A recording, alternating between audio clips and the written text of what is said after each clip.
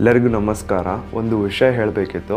Social ಮೀಡಿಯಾದಲ್ಲಿ ಕೆಲವೊಬ್ರು ಕಿಡಿಗೇಡಿಗಳು ನನಗೆ ಲಾಯರ್ ಫೀಸ್ನ ಪೇ ಮಾಡಲಿಕ್ಕೆ ದುಡ್ಡಿಲ್ಲ, ಎಡಿಟರ್ಗೆ ಪೇ ಮಾಡಲಿಕ್ಕೆ ದುಡ್ಡಿಲ್ಲ, ಅದು ಇದು ಅಂತ ಹೇಳ್ಬಿಟ್ಟು ಫೇಕ್ QR ಕೋಡ್ನ ಕೊಟ್ಟು ನನ್ನ ಹೆಸರಲ್ಲಿ ದುಡ್ಡು ವಸೂಲಿ ಮಾಡ್ತಿದ್ದಾರೆ.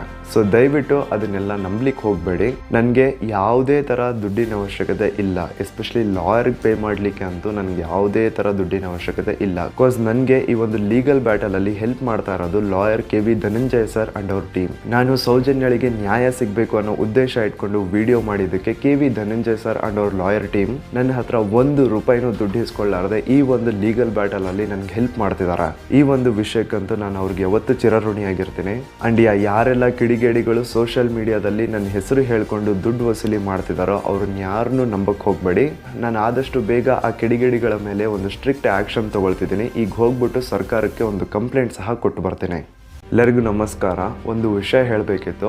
ಸೋಷಿಯಲ್ ಮೀಡಿಯಾದಲ್ಲಿ ಕೆಲವೊಬ್ರು ಕಿಡಿಗೇಡಿಗಳು ನನಗೆ ಲಾಯರ್ ಫೀಸ್ನ ಪೇ ಮಾಡಲಿಕ್ಕೆ ದುಡ್ಡಿಲ್ಲ, ಎಡಿಟರ್ಗೆ ಪೇ ಮಾಡಲಿಕ್ಕೆ ದುಡ್ಡಿಲ್ಲ, ಅದು ಇದು ಅಂತ ಹೇಳ್ಬಿಟ್ಟು ಫೇಕ್ QR ಕೋಡ್ನ ಕೊಟ್ಟು ನನ್ನ ಹೆಸರಲ್ಲಿ ದುಡ್ಡು ವಸೂಲಿ ಮಾಡ್ತಿದ್ದಾರೆ.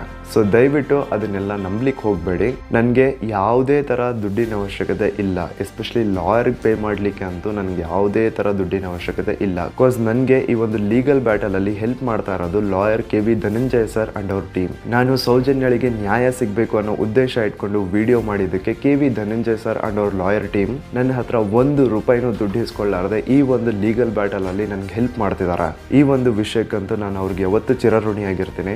ಅಂಡ್ ಯಾರೆಲ್ಲ ಕಿಡಿಗೇಡಿಗಳು ಸೋಷಿಯಲ್ ಮೀಡಿಯಾದಲ್ಲಿ ನನ್ನ ಹೆಸರು ಹೇಳ್ಕೊಂಡು ದುಡ್ಡು ವಸೂಲಿ ಮಾಡ್ತಿದ್ದಾರೋ ಅವ್ರನ್ನ ಯಾರನ್ನೂ ನಂಬಕ್ಕೆ ಹೋಗಬೇಡಿ.